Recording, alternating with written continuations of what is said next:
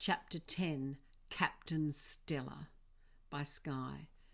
When we finally reached Marescimar, Darling was beside herself with joy. She was standing on Angel's balcony dressed in a party coat of bright pink feathers decorated with shimmering pink sapphires.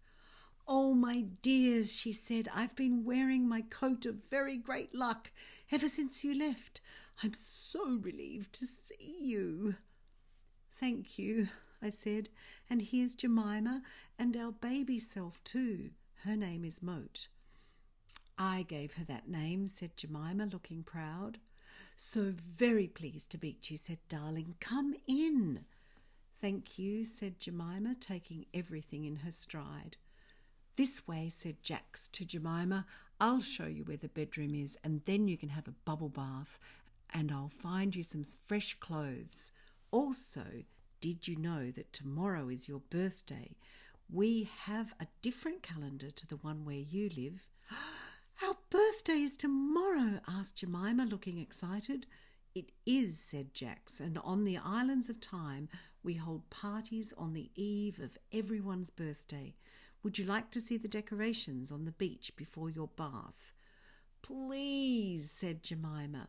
"Can I come too?" asked Six, swooping into the room. "Of course," said Jax. Six swept back out of the room without saying anything to anyone else, and Jemima followed her, holding on to Moat as if she was treasure. Jax grinned at me and said, "See you in a while." "Such brave little girls," said Blizzard. "You should be very proud because they're you." I smiled, allowing myself to feel proud of myself. Darling hugged me. "Where's Angel?" asked Blizzard. "Still away on business," said Darling.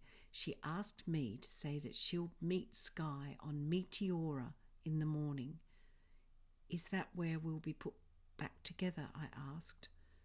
"I'm not sure," said Darling. "Angel will know." I nodded.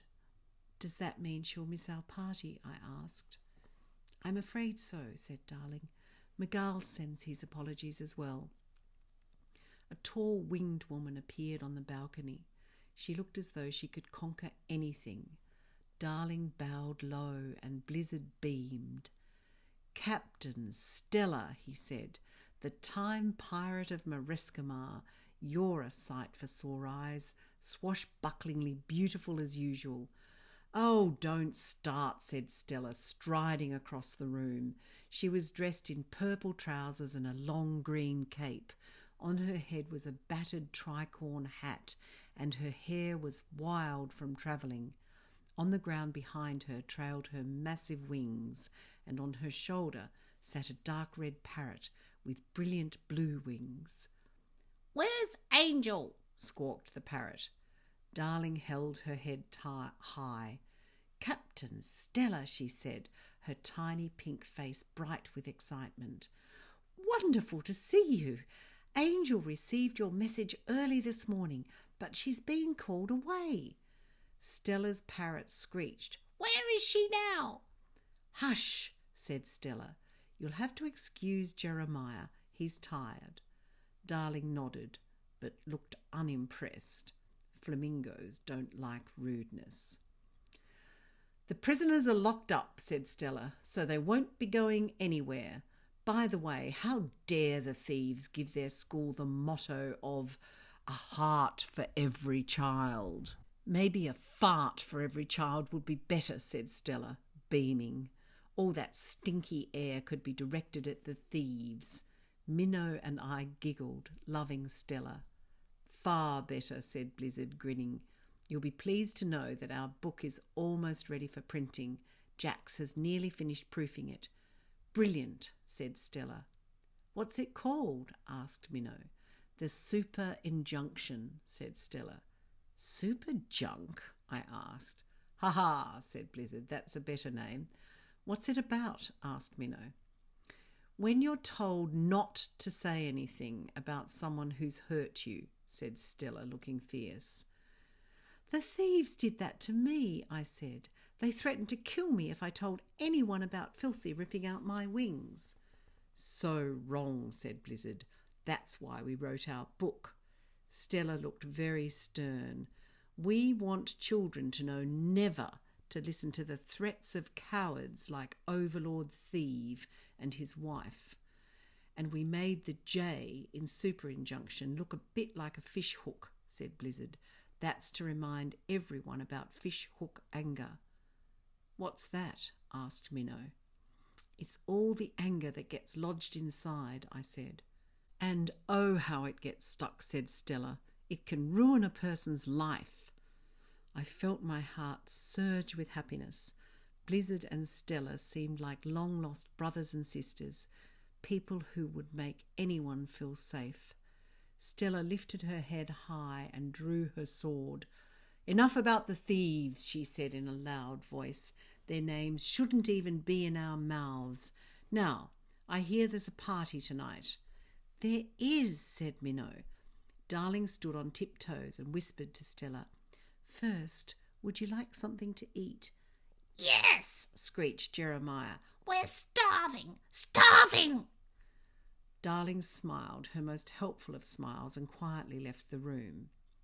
You must be Skye and Minnow, said Stella. You must be Skye and Minnow, mimicked Jeremiah. Stella shook our hands while her parrot peered at us. I like your blue wings, I said, thinking that Six would love Jeremiah because his wings matched hers. As I looked at him, Jeremiah transformed his wings into pink, yellow and purple, and then all the colours of the rainbow. Blue wings, he squawked. I can be any colour I want. What are you? A common idiot? Jeremiah, said Stella, why don't you go and help Darling with the food? Jeremiah shrugged his wings up and down, gave me a cross look, and then flew out of the room. He's so hungry that he's angry, said Stella. Hangry, I said. Exactly, said Stella. He'll recover after he's eaten. Now tell me everything. Stella beamed at us. I've heard a lot about your bravery, she said. I hope you've been told that Isla and Filbert Thieve are in 2 separate dungeons on the island of Idiosa, along with their disgusting Desgul. I felt excited. We call Filbert Filthy, I said. Phil Thieve. Isla's the Eye of Moron, said Minnow, because she's evil like the Eye of Mordor, but also stupid. Filthy and the Eye of Moron, said Stella. Excellent. Well, the Time Fairies and I have given them lessons on how to behave, and we've sent them for long swims in the Indigo Sea to see if their hearts could be mended. Did it work? Asked Blizzard. What do you think? Asked Stella. Blizzard groaned. Of course not, he said. We've put them behind bars, said Stella. I think they'll have to stay there for quite a while. Aye, aye, Captain, said Blizzard with a grin. Stella gave Blizzard a friendly punch on the arm. Aye, aye, indeed, she said. I breathed in a huge sigh of relief and Minnow started to laugh. I can't believe it, she said. Oh, frabjous day, I said, giggling. Calloo Calais, added Minnow. Come to my arms, my beamish girls, said Blizzard, throwing his arms open wide. Minnow and I both hugged him and then held our arms up in victory. I love Jabberwocky, said Minnow. 'Twas brillig, and the slithy toves did gyre and gimble in the wabe, said Blizzard in a low voice. We all laughed out loud. Yes, said Minnow. Stella added, all mimsy were the borogoves, and the momraths outgrabe, I said. Such a good poem to celebrate such a good day, said Blizzard. Do you know Through the Looking Glass? I asked, feeling excited. Of course, said Blizzard. I've read every book throughout all time. Minnow grinned. Wow, I wish I could do that. You might, said Stella, especially if you become a time wizard or a time pirate. Minnow nodded, looking grand. I felt my heart leap with happiness. Have they really gone to prison? I asked. Stella grinned. Both of them have confessed that they tried to damage the time game. Really? Asked Blizzard. Most definitely, and they also confessed to impersonating dragons. The Red Queen is furious. She's pressing formal charges under the ancient code of dragons. As she should, said Blizzard. Will we ever understand why they chose to help the time virus? All in good time, said Stella, laughing at her own joke.